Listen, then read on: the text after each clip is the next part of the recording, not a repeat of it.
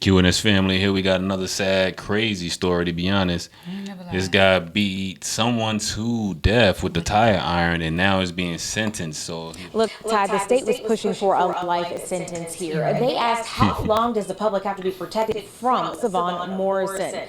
On the other side, the defense was arguing over his age, saying that it just did not fit the life sentence at the time that he committed these crimes. However, the judge still gave more than what the defense originally asked for. Why does it matter? Savon Morrison. man, we was both wrong. They gave your boy double life, 45 years. I said life.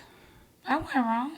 I said I wanted him to get death penalty, but why does age matter? Like he took somebody's life. Played a big role in I his don't know. sentencing Monday. He do look young From as hell. 2020 Okay, yeah. and a manslaughter case in 2022 were That's the probably focal why he points. look young. 49-year-old Jeffrey Chapman was beaten to death with a tire iron when prosecutors say Morrison and another man were on a crime spree across Pinellas County, smashing windows and robbing people.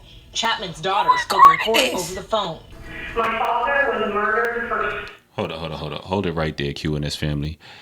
You mean to tell me that this guy just disrupting the peace, going around smashing cars and trying to rob, and just so happened to get into it with somebody, and now he's killed him? This is blowing me right now, because I'm just like, dude, Well, he wasn't the only one. So where's the other person, he making us look bad.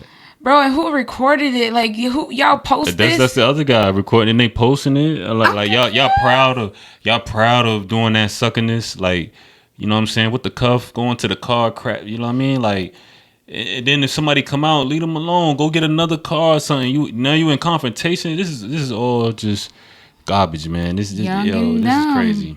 And but look, What it say? My father was murdered. the for kids sport. are talking. Yeah. So what makes this even more disgusting is that the defendant was on probation for a violent felony, and he did that. He was already on probation for a felony. Shouldn't So he- yeah. That's why he getting all that time. 45 years, well deserved. The defendant was on probation for a violent felony when he did this. The state called the victim of the 2020 carjacking to the stand. Benji Joseph showed the judge his scars after he was pistol whipped and run over by his own car. What your wishes are as far as sentencing in this case. Wow. For life. Period. Morrison was given Immediately. probation in that case. The state called it the break of a lifetime, but says Morrison rewarded the court with more violence. The defendant is now stalking individuals and committing a homicide just 4 short months later. The defense asked the judge for a 15-year sentence, saying he was just 16 years old during the carjacking.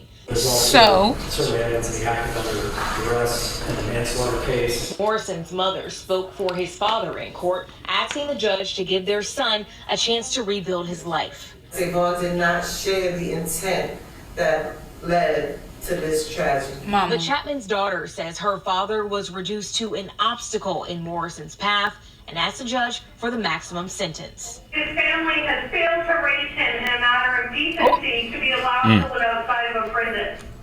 What he has done does not deserve mercy or compassion. I agree. Morrison was also facing a criminal mischief charge. The judge found him guilty and sentenced him with time served. We're live in Pinellas County tonight. Marilyn Parker, 8 on your And side. that's Pinellas County. So yeah, that's literally a couple blocks. That is terrible. Like, oh my goodness. He killed. He took that man's life for what? He said sport, just because, no reason. Word. How much money do you get for taking radios out the car? Yo, more current news straight out of Florida. You dig? If y'all feeling this, man, please click on some more of our videos, our shorts, and like, subscribe, comment on the videos. We love that engagement, man. We've been getting a lot of feedback in. We want to reach back out too. You dig me? Now let's get back into this story.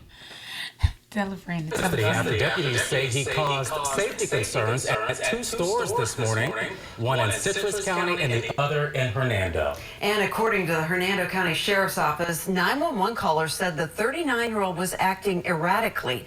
Investigators say the man ended up at the Walmart off Cortez Boulevard in Brooksville.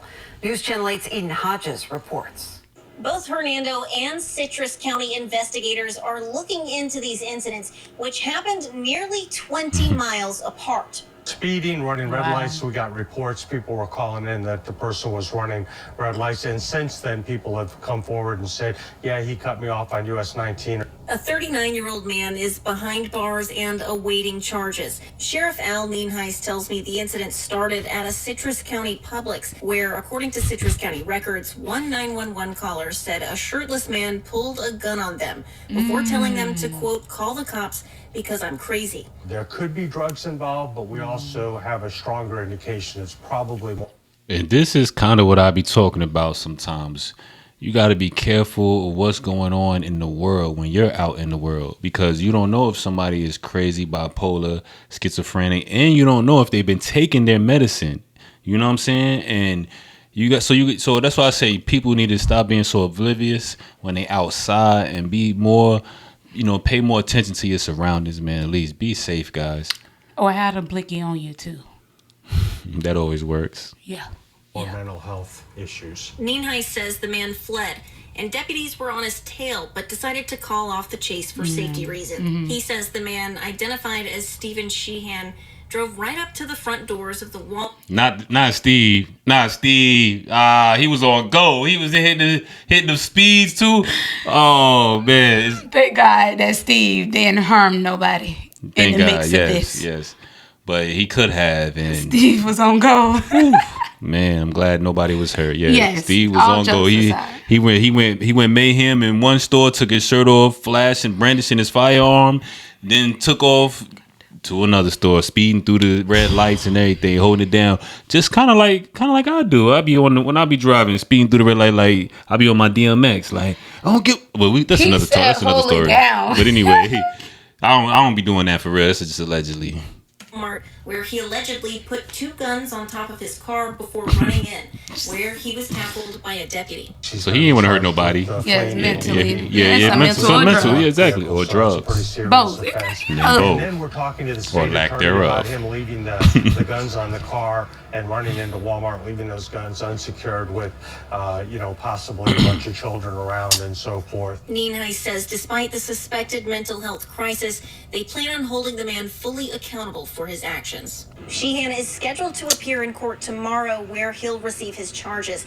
It's possible he could receive more charges from Citrus County pending a warrant. In Hernando County, I'm Eden Hodges, 8 on your side. Okay, Miss Eden Hodges. Yeah, I do get it, because he went from one place to the next. So he say you go from Clearwater to Largo, you get two different charges, two different counties. That's a fact, yeah. But I didn't understand. But one of the counties might drop it just because of the situation. If he's mentally health, if it's a mental health thing. I definitely understand that he put the weapons on top of the car. They was like, oh, he still could have endangered kids, and because he left them.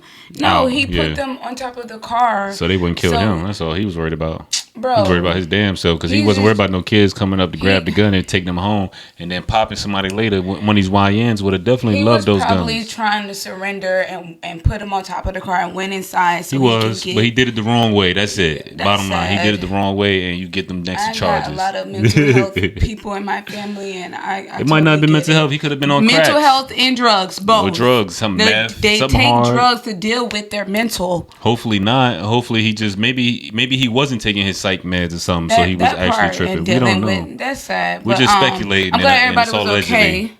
at the end of the day. Thankfully. Thank y'all for watching. Stay tuned for more current events coming up from Florida. You dig me? No more Florida stuff. I don't know why. What it is.